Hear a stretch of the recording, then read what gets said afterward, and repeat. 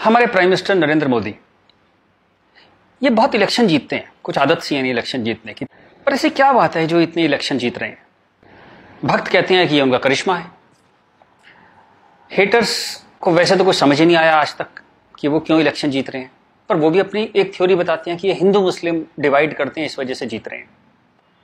इस पर मैं आज अपनी बात आपसे कहना चाहता हूं। मेरा ये मानना है कि नरेंद्र मोदी नाम का कोई शख्स है ही नहीं, ऐसा कोई आदमी है ही नहीं। He is just a face to express a deep anguish.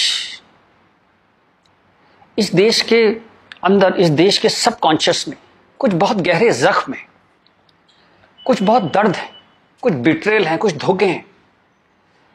उनको एक्सप्रेस करने का कभी मौका नहीं मिला था इस देश को। एक मौका मिला, उस मौके का नाम है नरेंद्र मोदी। सवाल यह है कि ये गंगा जमनी तहजीब, ये कौमी यकजहती, ये भाईचारा, ये गुलदस्ता, ये कितना सच है? हिंदू मुस्लिम में दरार है या नहीं? मिसट्रस्ट है या नहीं? ये सब कुछ ठीक है, ये सिर्फ बातें मोदी ने फैलाई हैं। क्या ऐसा है?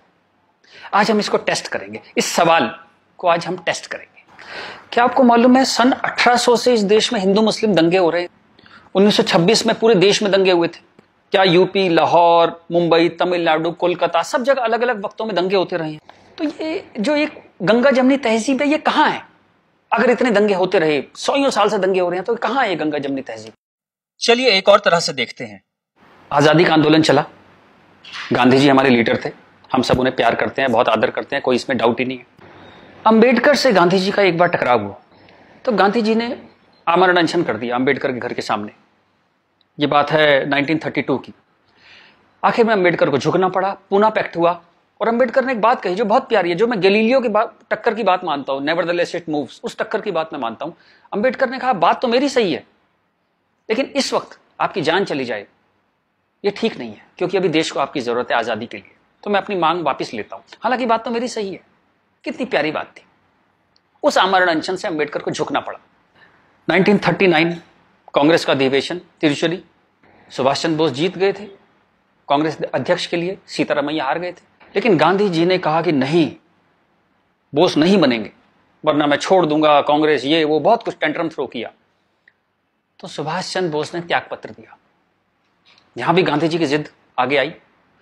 अंग्रेजों के खिलाफ भी उन्होंने भूख हड़ताल करी, तो अंग्रेजों को झुकना पड़ा। तो लोगों के दिल में ये सवाल है, मेरे दिल में सवाल था, जब मैं 7th 8th स्टैंडर्ड में था, तो मैंने अपने टीचर से पूछा था, जब जिन्ना ने कहा कि इस देश का पार्टीशन होगा, बंटवारा होगा, तो गांधी जी ने उसके घर के सामने आमरण अनशन क्यों नहीं किया? इस सवाल का जवाब कौन देगा? मुझे आज तक इस सवाल का जवाब नहीं मिला। खैर, उसके बाद जिन्ना अड़ गए तो पार्टीशन हुआ। 47 में पार्टीशन में करीबन 15-20 लाख डेड बॉडीज, जो हिटलर नहीं कर पाया, 15-20 लाख डेड बॉडीज हमने देखी। कुछ करोड़, 1-1.5 करोड़ लोग यहां से उजड़ के वहां गए, वहां से उजड़ के यहां आए। पूरी ह्यूमन हिस्ट्री में इससे ज्यादा डेंजरस, इससे ज्यादा खतरनाक चीज कुछ नहीं हुई। शायद वो रवांडा टूटसी में जो प्रॉब्लम हुई, वही इसकी टक्कर की प्रॉब्लम होगी। सैकड़ों औरतों को नंगा करके सड़क पे चलाया जाता था, उसे पिंड यात्रा कहते थे। इतनी दर्दनाक चीज, बट ये हुआ क्यों? And who failed? किस वजह से इतना बड़ा पार्टीशन हुआ? सिर्फ एक वजह से कि मुस्लिम्स ने कहा हम आपके साथ नहीं रहेंगे। और आप बकवास आज भी करे जा रहे हो गंगा जमनी तहजीब की, कौमी यकजहती की। 20 लाख लाशें गिर गई, आप अभी भी सच का सामना नहीं करोगे? उसके बाद जो पार्टीशन से लोग आए, यहां बहुत सारे शहरों में रहे, और अगले 20, 25, 30 साल बड़ी गरीबी में रहे। ना उनके पास पैसे थे, ना कैंप बोल दिया जाता था, वहां कैंप में रहते थे। बहुत तकलीफों से उन्होंने 20-30 साल बिताए। अब तो वो लोग नहीं है, गुजर गए, लेकिन उनकी वो दर्द की, वो जो रोंगटे खड़े कर देने वाली उनकी कहानियां थी, वो कहानियां जिंदा है। वो लोग जिंदा नहीं है, पर वो कहानियां जिंदा है। और याद रखिएगा, कहानियां अपने हीरो से, अपने कैरेक्टर से ज्यादा उम्र रखती हैं। जीसस चले गए, कहानियां हैं। राम चले गए, कृष्ण चले गए, उनकी कहानियां चलती हैं हजारों सालों से। तो वो लोग चले गए, पर वो कहानियां इस देश के सबकॉन्शियस में चली गई हैं, कलेक्टिव सबकॉन्शियस में वो कहानियां हैं। इसलिए जो आप हेट्रेड देखते हैं हिंदू मुस्लिम की, वो बड़ी एब्स्ट्रैक्ट सी हेट्रेड है, उसकी कोई शेप नहीं है, आप मालूम भी नहीं पड़ता किस वजह से या किस चीज के लिए, पर वो है। फिर आजादी हो गई, सरकार बन गई, कॉन्स्टिट्यूशन आ गया। उसके बाद फिर अजीब अजीब सी चीजें होने लगी इस देश में। शरिया की बातें होने लगी, 4 शादियां कर सकते हैं, हां कर सकते हैं। शाहबानो आती थी तो पूरा पार्लियामेंट उल्टा लटक जाता था सुप्रीम कोर्ट को दबाने के लिए। ये कुछ अजीब अजीब सी चीजें होने लगी इस देश में। तो कभी ये क्यों नहीं कहा गया कि हाँ हम शरिया पूरी तरह लागू करेंगे, हिंदू चोर जेल में जाएगा, मुसलमान चोर के हाथ काट दिए जाएंगे, क्योंकि शरिया में ऐसा कहा गया है। ये कभी कहा ही नहीं गया किसी प्लेटफॉर्म पर, लोगों के दिल में था। अब इस सवाल को दबाया कैसे गया? कांग्रेस के हाथ में ताकत आई। अब उसे इस बात से बचना था कि पार्टीशन हमारी वजह से हुआ, हम लोग फेल हो गए। तो उन्होंने सारे टेक्स्ट बुक अपने हिसाब से लेके सारे यूनिवर्सिटीज के वाइस चांसलर्स और ये एनसीईआरटी, सीबीएसई सबके हेड्स उन्होंने अपने आदमी भर्ती करने शुरू किए। उन्हीं लोगों को पद्मश्री देना शुरू किया, उन्हीं लोगों को तमाम मनसब और तमाम तरह की वही चीफ गेस्ट बनते थे जलसों में। सारी टेक्स्ट बुक वैसी छपने लगी, जहां बस यही बताया जाता था कि दे दी हमें आजादी, बिना खड़क बिना ढाल। और वो जवाहरलाल नेहरू या फूल लगाते थे और उस बच्चों ने चाचा नेहरू कहते थे। लाइसेंस राज था, सारा प्रेस उन्होंने कंट्रोल किया। और खुद वो बड़े मजे से रोजा इफ्तार की पार्टियों में जाते थे। वो पार्टियां जहां ये बताया जाता था कि कोई मिसट्रस्ट नहीं है इन दोनों कौमों के बीच में, बढ़िया दावतें खा रहे थे, रोजा इफ्तार कर रहे थे। कांग्रेस बिकेम अ मछली मार पार्टी। उन्होंने मुस्लिम वोटों की फिशिंग स्टार्ट कर दी, यहां से फिशिंग स्टार्ट हुई। और अगेन वही बात, कैरेट, एक बार जब बात समझ में आ गई तो फिर जितने नए नए लीडर आने लगे, लालू, मुलायम and so on, Mamata Banerjee, सब वही फिशिंग में लग गए। मैं एक बड़ा इंटरेस्टिंग एक अपना परसेप्शन देना चाहता हूं आपको। ब्रिटिशर्स जो 47 में इंडिया छोड़ के चले गए, मान लीजिए आजादी के बाद वो यहीं रह जाते, मान लीजिए जैसे साउथ अफ्रीका में हुआ। वहां से जब अंग्रेज छोड़ के गए तो सारे अंग्रेज छोड़ के नहीं गए, बहुत सारे अंग्रेज वहीं रह गए अफ्रीका में। आप उनकी क्रिकेट टीम देखते हैं ना, सारे उनके ग्रीम स्मिथ और पोलक और सब उनके एबीडी, सारे उनके प्लेयर्स जो हैं, जो नेशनल हीरोज हैं, वो वाइट हैं। एक दो रबाडा वगैरह, रबाडा और वो सब खेल लेते हैं, बट मोस्टली वाइट्स खेलते हैं। अंग्रेज वहां से छोड़ के नहीं गए, वहीं रह गए। खैर नेल्सन मंडेला ने उनको इतना खूबसूरती से हैंडल किया कि उस देश में भी वरना पार्टीशन होता और ऐसा ही खून बहता, पर वो इतने ही स्मार्टली उन्होंने हैंडल किया। वो एक अलग कहानी है, पढ़िएगा उसके बारे में। इस दुनिया की सबसे इंस्पायरिंग कहानियों में से है जो मंडेला ने किया। Great great guy. खैर, अगर यहां ऐसा होता कि ब्रिटिशर्स यहां रह जाते, तो मैं आपको मेरा ये एक आकलन है, तो 20-30 साल बाद एक पॉलिटिकल पार्टी पैदा होती जो उनके वोट की फिशिंग करती, और हमें यह समझाया जाता कि हिंदुस्तानी और ब्रिटिशर्स में कभी कोई झंझट था ही नहीं। They were friends, they were happy. हम मिलके होली, दिवाली, ईद मनाया करते थे। और ये जनरल डायर, ये तो आप झूठी बातें हैं, जलियांवाला बाग में गोली चला दी जनरल डायर ने, ये सब एग्जेजरेशन है, राइट विंगर्स ने पैदा किया है।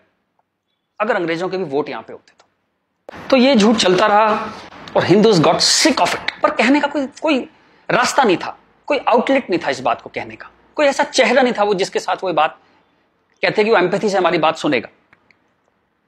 अब यहां मैं थोड़ी सी डिटूर लेना चाहता हूं। कांग्रेस ने इस देश की बहुत सेवा की है। अगर इतनी मॉडर्न आउटलुक के नेहरू जी ना होते तो देश यहां तक ना पहुंचता। उतनी भयंकर गरीबी में जब दंगे भी थे, वॉर भी थे, नेहरू जी ने इसरो के बारे में सोचा, एटॉमिक पावर के बारे में सोचा, आईआईटीज के बारे में सोचा। Great guy. जो उनकी अच्छाइयां वो अच्छाइयां हैं, बट इसी के साथ जो गलतियां भी उन्होंने बहुत बड़ी करी। एक इतनी बड़ी चीज को, एलिफेंट इन द रूम जिसको बोलते हैं, डायनासोर आपके सामने खड़ा था, आप उसे एड्रेस, उसका सॉल्यूशन नहीं निकाल पाए। कम से कम हाँ तो कहते डायनासोर खड़ा है। और झूठ ऐसे ऐसे चलाए, जैसे कश्मीर के बारे में झूठ चलाया। 370 का तो कुछ हो नहीं सकता भाई। महाराजा हरि सिंह ने यही शर्त पे विलय किया था कश्मीर का, क्योंकि 370 उन्होंने तब किया, तो कुछ हो ही नहीं सकता इसका। अब पता लगा ये झूठ है, महाराजा हरि सिंह ने ऐसा कुछ साइन ही नहीं किया था। ये तो दलाल टाइप के लोगों ने 1.5 साल बाद, 1.25 साल बाद लाए 370, और अंबेडकर ने साफ साफ मना किया कि नहीं है ये 370 नहीं लगाऊंगा, इतनी खराब है ये। फिर भी लगा दिया आपने, जबरदस्ती ठोक दिया आपने। अब मैं अपनी बात पे वापस आता हूं कि नरेंद्र मोदी कोई आदमी है ही नहीं, ये वो खूंटी है जिसपे इस पूरे देश ने अपना ये जो बरसों का गुस्सा है, 50 साल का नहीं, 150-200 सालों का गुस्सा टांगना शुरू कर दिया उस खूंटी पे। डिस्कशंस स्टार्टेड हैपनिंग, गुस्से को एक जगह मिली, एंगर फाउंड अ वेंट। चलिए एक और बात करते हैं। मेरा मानना है कि हम लोग एक एहसान फरामोश कौम है। जी बिल्कुल ठीक सुना आपने, हम एहसान फरामोश लोग हैं। गुरु अर्जुन देव, गुरु तेग बहादुर, बंदा बहादुर, भाई मती दास, हकीकत राय, गुरु गोविंद सिंह, आपने नाम सुने, सिख गुरुज, उनके साथी। जब हिंदू कौम इस्लामिक रूलर से बहुत परेशान थी, फोर्स कन्वर्जन हो रहे थे, बहुत जुल्म हो रहे थे, जजिया वजिया बहुत चीजें थी। तो इन्होंने हिंदुओं को बचाने के लिए ये सब कुर्बानियां दी। किस गुरु को जिंदा जला दिया गया, किसको गर्म तवे पे भून दिया, बात समझ रहे हैं आप, जैसे सब्जी बनाते हैं आप, गर्म तवे पे जिंदा भून दिया, किसको आरे में से बीच में से काट दिया, किसको रुई से बांध के जला दिया, किसके बच्चों को दीवार में चिनवा दिया, किसके बच्चों के दिल निकाल के बाप के मुंह में ठूस दिए। ये सब कहानियां हमने पढ़ी। इनकी कविताएं हम स्टेज पे गाया करते थे जब हम छोटे थे। हकीकत हूं, हकीकत को हकीकत जब बताऊंगा, हूं एक लाखों को हकीकत मैं बनाऊंगा। इस सारे जुल्म को सहकर हिंदुओं में से एक वॉरियर कौम पैदा हुई, खालसा। पर आजादी के बाद टेक्स्ट बुक, कांग्रेसियां टेक्स्ट बुक थी सारी, इरफान हबीब, रोमिला थापर, इन सब ने हमें हिस्ट्री पढ़ानी शुरू करी और ये कहा गया कि भाई हम बड़े सेकुलर हैं, सेकुलर रहो और प्रोग्रेसिव बातें करो। अगर आपने ये सब बातें करी तो बड़े आप कम्युनल कहलाओगे। तो हम बड़े कंफ्यूज से हो गए कि क्या करें। तो कुछ समझ नहीं आया तो हमने सिखों पे जोक बनाने शुरू कर दिए। कल्पना कीजिए, हिंदुओं में से उठी हुई एक कौम जिसने इतने बलिदान दिए, आज हम उसके ऊपर चुटकुले बनाते हैं। बजाय उस कौम को सिर पे बिठाने के हम उस पर चुटकुले बनाने लगे। चलिए, ये वक्त भी देखा इस देश ने। यहां से प्रॉब्लम शुरू हुई। जिन मुस्लिम रूलर्स के हाथों, जिससे पूरे लंबे वक्त में वो जो हमने तकलीफें सही, जैसे ब्रिटिशर्स के हाथों सही, ब्रिटिशर्स चले गए, उन मुस्लिम लोगों के हाथों जो हमने इतनी तकलीफें सही, उनको आजादी के बाद हम कुछ एड्रेस ही नहीं कर पाए और कंफ्यूज हो गए कि ये सब जुल्म हुए भी थे या नहीं थे। ये गुरुओं ने जो इतनी बलिदान दिए थे, जो इतने सैकड़ों सालों से ये जो गुरुद्वारे बने हुए हैं, ये सच्चे हैं कि नहीं है, या ये मोदी ने बना दिए जाके चुप चुप के 200-300 साल पहले मोदी ने बना दिए। अंदर ही अंदर एक कैंसर है, इस गुस्से का एक कैंसर है जो इस देश को खाए जा रहा था कई सौ साल से। वो कैंसर पार्टीशन में दिखाई दिया। आपके 2 हाथ काटने पड़े, एक भारत एक पाकिस्तान बन गया, एक बांग्लादेश बन गया, 2 हाथ कट गए आपके अंदर इतना बड़ा कैंसर था। लेकिन आप क्या करते हैं, आप लिपस्टिक लगाते हैं, पाउडर लिपस्टिक लगा के आप कहते हैं भाई everything is well, all is well. चलिए इस प्रॉब्लम को एक और तरह से देखते हैं। तो ये भारत, पाकिस्तान, बांग्लादेश तीनों को मिला दें तो करीबन 50 करोड़ मुस्लिम लोग हैं यहाँ पे रहते हैं। ये कहां से आए? इतने मुस्लिम तो अरब में भी नहीं है, मिडिल ईस्ट में इतने मुस्लिम नहीं है। इस देश में पारसी भी आए, बुद्ध हैं, राजपूत हैं, सिख हैं, बहुत कौम है, ये क्यों नहीं हो गए 50 करोड़? इस क्वेश्चन का क्या आंसर है? फिर एक दलाल टाइप के जो लोग हैं उन्होंने एक नया नैरेटिव स्टार्ट किया। ये पिछले 25-30 साल से ज्यादा जोर पकड़ा इस नैरेटिव ने, 20-25 साल से, कि ये प्यार से कन्वर्ट हो गए। ये हिंदू ही थे, प्यार से कन्वर्ट हो गए। वेरी गुड, वाह। ये कहा गया सूफी संत आते थे, दरवेश फकीर वकीर आते थे और लोग प्यार से कन्वर्ट हो गए। मैं आपको एक एग्जांपल देता हूं। जैसे हमारा एक बहुत बड़ा देश था, ऐसे एक बहुत बड़ा देश था पर्शिया। वहां पारसी रहते थे और वो कलाओं में, ट्रेड में, एजुकेशन में बहुत ऊपर देश था। उसकी वो पूरी सिविलाइजेशन बहुत हाई पे थी। ये मिडिल एजेस की बात है। मुस्लिम्स का अटैक हुआ, करीबन 25-30 साल में एक भी पारसी जिंदा नहीं बचा। सारे देश छोड़ के भाग गए, मर गए, लूट, हत्या, बलात्कार। और 25-30 साल में एक नया इस्लामिक मुल्क बन गया। बाद में जिस मुल्क का नाम पड़ा ईरान। सारे पर्शियंस कहां गए? कुछ भाग के तो हिंदुस्तान भी आ गए थे। वो प्यार से कन्वर्ट हो गए। ऐसा प्यार इस दुनिया ने कई बार देखा है। अफ्रीका में, एशिया में ऐसा प्यार 25-30 कंट्रीज ने बर्दाश्त किया है और वो 25-30 कंट्री टोटल इस्लामिक बन गए। और लेटेस्ट कश्मीर, जब वहां से 3 लाख 4 लाख हिंदू भगाए गए तो वो प्यार से भागे वहां से और पूरा कश्मीर इस्लामिक हो गया। Make no mistake, it's a caliphate. जो बगदादी करता है खलीफा जो अपना साम्राज्य बनाता है जहां सिर्फ मुस्लिम होते हैं और अगर गैर मुस्लिम है तो उन्हें डिम्मी बन के रहना पड़ेगा, खत्म होकर रहना पड़ेगा, वो कैलिफेट है इस्लाम की। इस वक्त कश्मीर में, हिंदुस्तान में कैलिफेट है। 1921 में मालाबार में दंगा हुआ था, वहां भी कैलिफेट बनाने की कोशिश की गई थी।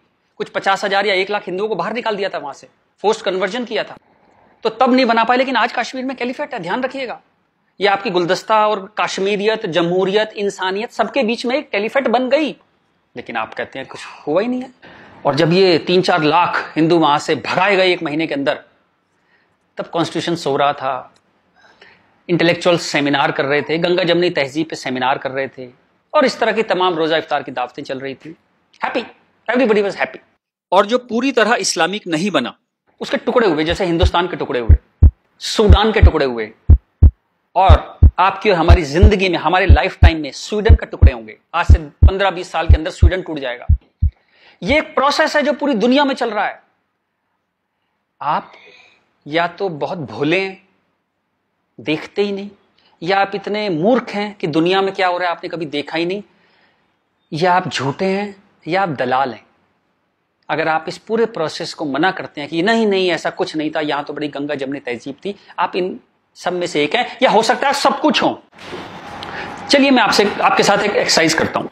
आपके एक दादा होंगे, एक दादा परिवार है, दादा, चाचा, ताऊ, बुआ, फूफा, उधर के उनके बच्चे, सब एक पूरी फैमिली ट्री वो है। एक नाना की तरफ से है, तो एक आदमी करीबन ऐसे 10-15 परिवार उसके आसपास होते हैं। इसके बाद आप कॉलेज, आपका कॉलेज, स्कूल कॉलेज, जहां 50-100 स्टूडेंट हैं, जिसमें कुछ दोस्त हैं जो आपके साथ ट्रेवल करते हैं जिंदगी भर।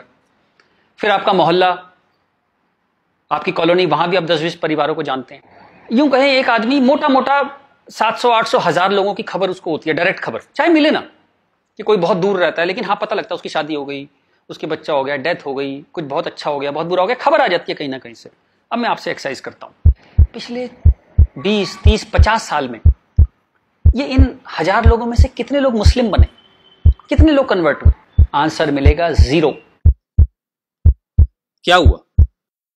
सारे सूफी, दरवेश, फकीर रिटायर हो गए, आईपीएल देखने चले गए, इस्लाम की कशिश खत्म हो गई। दोस्त, जब तक गर्दन पे तलवार ना हो ना, कोई कन्वर्जन नहीं होता, या बहुत सारे पैसे ना हो, कोई कन्वर्जन नहीं होता। उसके बाद पार्लियामेंट पे अटैक हुआ, इस देश की पार्लियामेंट पे अटैक हुआ, और उसमें शामिल अफजल गुरु, उसके सम्मान में, उसके समर्थन में लोग खड़े हैं, हजारों लोग मुसलमान खड़े हैं, और हमने तब भी कुछ नहीं कहा। इस देश में हाहाकार नहीं हुआ। मुंबई में कुछ साल पहले आजाद मैदान में एक रैली हुई, किस लिए हुई? रोहिंग्याओं के समर्थन में।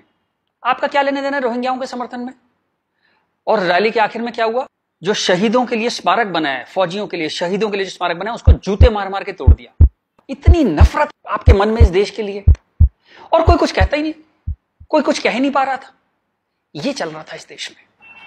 तो ये जो एक हेट है, ये इन दोनों कौमों में रही, और वो एक हेट, वो एक नफरत जो थी, वो कभी, it never became a past history, distant history, कभी नहीं हुआ। वो रोज रहा, कभी वो अफजल गुरु के रूप में आ गई, कभी वो क्रिकेट मैच के रूप में आ गई, कभी कश्मीर, कभी आजाद मैदान, वो हमेशा कभी ना कभी उसके न्यू एडिशंस आते रहते थे। एक और एक्सरसाइज करते हैं।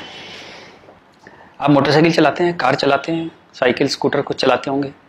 जब भी आप सड़क में जाते हैं तो थोड़ा संभल के चलते हैं, लेकिन आपके शहर के जो मुस्लिम एरिया है, जब उसमें आप जाते हैं तो कुछ एक्स्ट्रा संभल के चलते हैं कि नहीं? एक्स्ट्रा संभल के, कि अगर यहां लग गई तो एक्स्ट्रा पिटाई होगी। वो जो फियर है आपके अंदर, वो जो डर है, वो कमाल की चीज है, जिसको देश कहता है नहीं, एक सिस्टम कहता है नहीं, लेकिन आपके अंदर है, करोड़ों लोगों के अंदर है, 100 करोड़ लोगों के अंदर है वो डर। और एक आखिरी एक्सरसाइज, जब भी आपको कोई ज्ञान बांटता हुआ आदमी मिले, सेकुलर मिले, इंटेलेक्चुअल मिले, गंगा जमनी तहजीब वाला आदमी मिले, सब बराबर हैं, सब धर्म है, तो उसको कहिएगा चलिए एक पेज पे लिखते हैं, गीता, बाइबल, कुरान सब एक जैसे हैं, जीसस, राम, कृष्ण, पैगंबर मोहम्मद सब एक जैसे हैं, ना कोई छोटा ना कोई बड़ा, सब प्यारे इंसान है, सब बढ़िया हैं, सब बराबर हैं। एक पेज पे लिख के उसे बोली जरा 2-4 मुस्लिम से साइन करा के ला। ऐसी ची की आवाज आएगी उस इंटेलेक्चुअल की, आपके पास जिंदगी में दोबारा नहीं आएगा। वो एक मुसलमान के साइन नहीं करा सकता इस बात पे। ये सारा ड्रामा हमारे लिए है। ये तो जहां से मैंने बात शुरू करी थी कि ये जो गुस्सा है, ये कई 100 साल का गुस्सा है, जिसको वेंट नहीं मिला, कभी निकलने की जगह नहीं मिली। और ये जो बार बार दंगे होते हैं ना, ये उसकी EMI है। And coming back to the point, Modi कोई आदमी है ही नहीं। मोदी वो मौका है, और वो गारंटी है कि इस बार जब शाहबानो पार्लियामेंट में आएगी कि हलाला हो गया, कि 4 विवाह हो गया, कुछ हो गया, इस बार पार्लियामेंट ब्लैकमेल नहीं होगी। वो एक शख्स नहीं है, वो एक इमोशनल बाम है, एक इमोशनल मलहम है, जिसकी इस देश को कई 100 साल से जरूरत थी। और अगर आप सोचते हैं कि एक आदमी क्या कर सकता है, तो दोस्त, कैसे आकाश में सुराख नहीं हो सकता, एक पत्थर तो तबीयत से उछालो यारो।